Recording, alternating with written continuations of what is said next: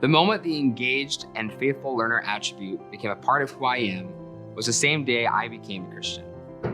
I was 15, spending the summer of my grade 10 year on a mission trip to the Yakima Indian Reservation. My intentions for going on the trip were completely self-serving. I was living selfishly, taking what I wanted from the world for my own personal gain. During that trip, I was exposed to the harsh realities of life on reservations. But what stood out the most was a young boy's perspective on material belongings.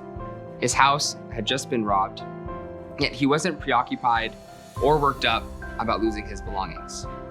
He was happy and content to just have someone there who was willing to talk, play, and spend time with him. Now, this was foreign to me as someone who built their identity upon their material possessions.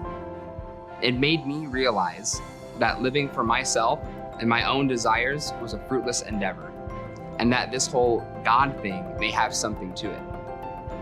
Our trip's verse was James 4:10. Humble yourself before the Lord, and he shall lift you up. The Native American people of Yakima were the living embodiment of this verse. Despite all of their loss, suffering, and pain from the wrongdoings of the past, they still chose to love, to forgive, and to open their land and homes to us. That experience was a radical paradigm shift that has had a huge influence on how I view the world. As a teacher, I've seen God show up in my students' learning about being engaged and faithful in many different ways. One of the most significant ways is when they look outside themselves and explore God's creation from multiple lenses, specifically from the perspectives of cultures outside of their own.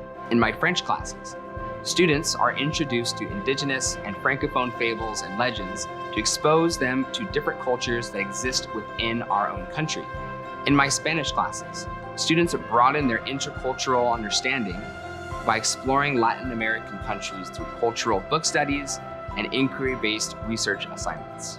In my foods classes, we have found all sorts of ways to explore the beautiful diversity of God's creation, introducing new spices, flavors, and combinations that allow them to see and understand the world in new ways, and to appreciate the beauty and complexity of God's creation.